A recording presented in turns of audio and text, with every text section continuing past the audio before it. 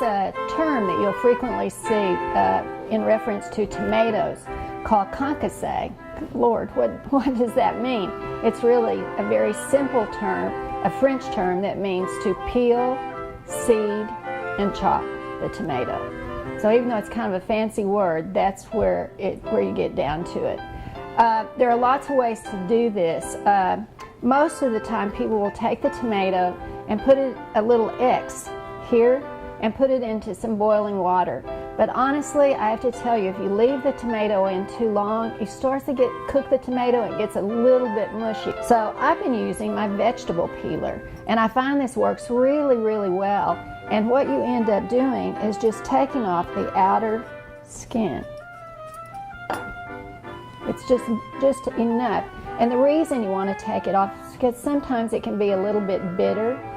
So that being said, once you take off all the skin, just cut the tomato in half. And I use my knife to do this. Some people feel a little nervous. If you do, you can use a spoon. But I just take my knife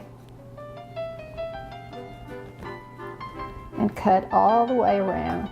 And then you can use your thumb to just scoop out the seeds. Seeds are also quite bitter, so I usually do this all the time. So at this point, you've got the seeds and the skin off, and you're ready to dice. And you can do this any size that you want, depending on what you're making. Turn all your slices, and now we do it into dice.